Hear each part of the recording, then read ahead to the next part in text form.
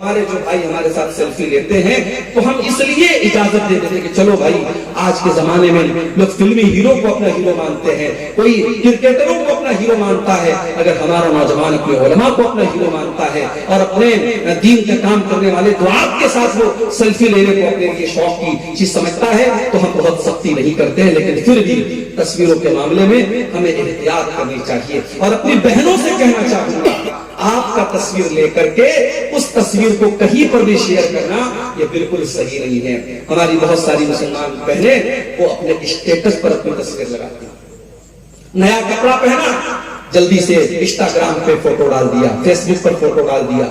آپ جیسی کٹیہار اور پورنیہ کی کئی مسلمان لڑکیوں کو میں جانتا ہوں جو بہت فیمس ہیں، انسٹاگرام پر بہت فیمس ہیں، فیس بک کے اوپر بہت فیمس ہے۔ وہ اس کے پہلے جب ٹک ٹاک چلتا تھا ان کے ویڈیوز بڑے وائرل ہوتے تھے، مسلمان لڑکیاں ہیں اور چھوٹے چھوٹے کلپ بنا کر کے وہ شیئر کرتی ہیں۔ جائز نہیں ہے میری بہنوں آپ کا اپنے جسم کو اور اپنے چہرے کو کسی غیر کے سامنے دکھانا، یہ جائز نہیں ہے۔ اور سوشل میڈیا پہ پبلک پلیٹ فارم ہے، کوئی بھی دیکھ سکتا ہے، وہاں پر تو اس طریقے کی چیزیں ڈالنا بالکل بھی جائز نہیں ہے۔ تو تصویر کے معاملے میں ہم بہت احتیاط ہیں۔ 4 چیزیں ہو گئی۔ نمبر 5، اللہ کے نبی کے صحابہ کی کو برا بھلا کہنے والے کے اوپر بھی اللہ کی لعنت ہوتی ہے۔ اللہ کے پیارے نبی فرماتے من سب اصحابی، جو میرے صحابہ کو برا بھلا کہتا ہے، جو میرے صحابہ کو گالی دیتا ہے، فعلیہ لعنت اللہ والملائکۃ والناس اجمعین، اس کے اوپر اللہ کی لعنت ہو، اس کے اوپر انسانوں کی لعنت ہو، اس کے اوپر فرشتوں کی لعنت ہو۔ صحابہ کو برا بھلا کہنے والا ملعون ہے، اس کے اوپر لعنت ہو، یہ نبی کے الفاظ۔ میرے پیارے ساتھیوں، قیامت تک کوئی جتنا بھی نیک اور متقی بن جائے، کوئی ایک صحابی کے پاؤں کی دھول کے برابر بھی نہیں ہو سکتا، کیونکہ صحابہ وہ لوگ ہیں جنہوں نے اللہ کے نبی کا دیدار کیا ہے، جنہوں نے اللہ کے نبی سے ملاقات کی ہے۔ ہم صحابہ کے برابر نہیں ہو سکتے، ہم صحابہ کے جیسے نہیں ہو سکتے۔ اور آگے اللہ کی لعنت کا حقدار بنانے والا ایک اور کام ہے رشوت لینا اور دینا۔ اللہ کے نبی فرماتے ہیں لعن اللہ الراشی والمرتشی، رشوت لینے والے پر بھی اللہ کی لعنت اور رشوت دینے والے پر بھی اللہ کی لعنت۔ شیخ صاحب بغیر رشوت لیے بجلی کا میٹر نہیں لگتا، بغیر رشوت لیے کسی زمین کا کاغذ پاس نہیں ہوتا، بغیر رشوت لیے زمین کی رجسٹری نہیں ہوتی۔ ٹھیک ہے، جہاں مجبوری ہے اور وہ کام ایسا ہے کہ آپ اگر رشوت نہیں دیں گے کام نہیں ہوگا، وہ الگ میٹر ہے۔ لیکن اپنے فائدے کے لیے رشوت دینا اور اپنی آسانی کے لیے رشوت دینا، وہ کام بغیر رشوت یہ ہو سکتا تھا، پھر بھی رشوت دے کے اپنا کام جلدی سے کرا لینا یہ غلط ہے۔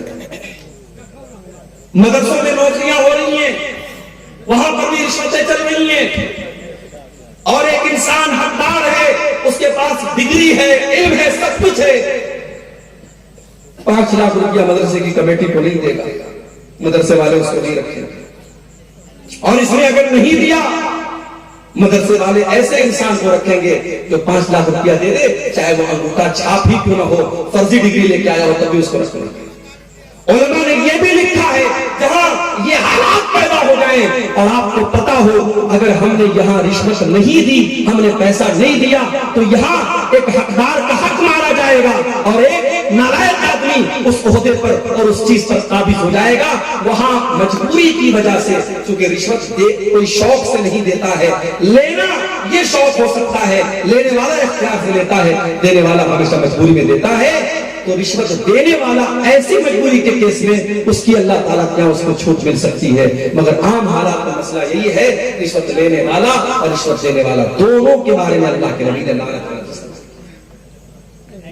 اور آگے بڑھیے، شراب پینے والے کے اوپر بھی اللہ کے نبی نے لعنت کی، اور صرف شراب پینے والے پر نہیں، آپ نے فرمایا شراب جس پھل سے بنتی ہے اس پھل سے رس نکالنے والے پر بھی اللہ کی لعنت، اور جو انسان اس رس کو نچوڑ رہا ہے، اس پھل میں سے، اس انگور میں سے رس کو نکال رہا ہے، اور جو اپنے برتن میں نکلوا رہا ہے، دونوں کے اوپر اللہ کی لعنت۔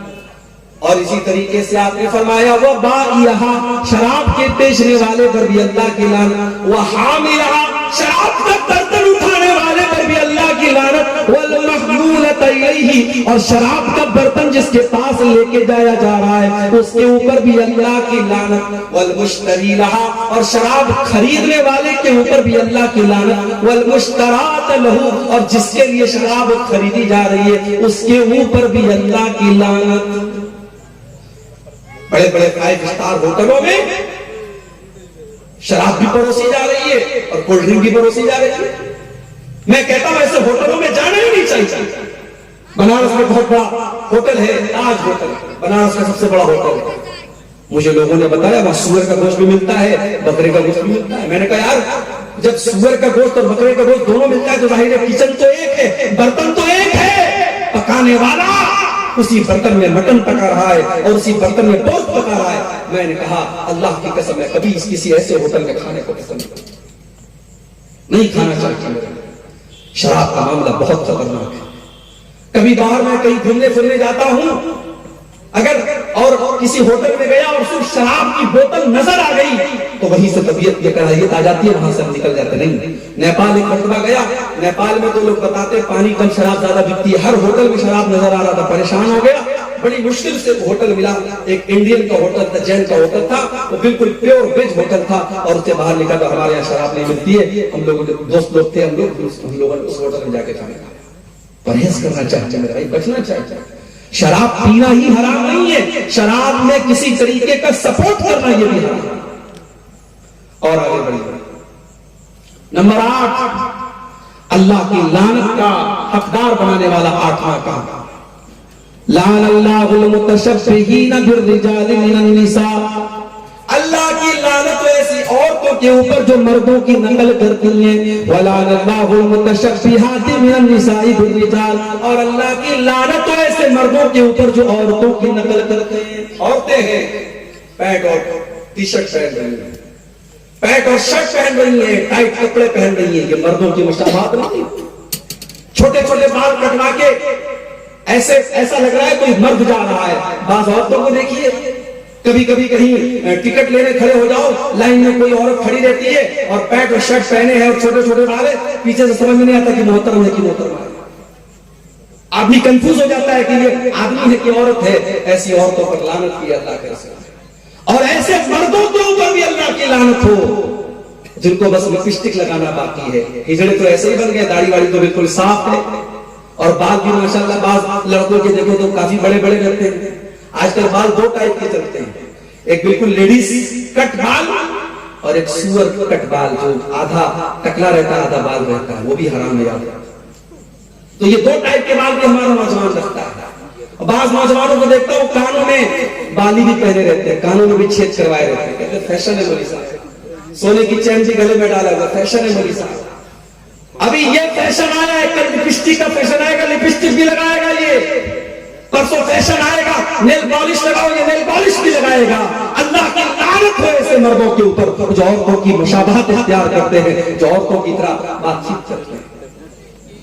اور بعض لڑکوں کے اندر میں نے دیکھا بچپن سے اگر والدین کنٹرول نہیں کرتے، عورتوں کے انداز میں بات چیت کرتے ہیں تو بڑے ہونے کے بعد عورتوں جیسی صفات پیدا ہو جاتی ہے۔ مرد کو مرد ہی رہنا چاہیے میرے بھائی، اس کے انداز اور اس کو کپڑے۔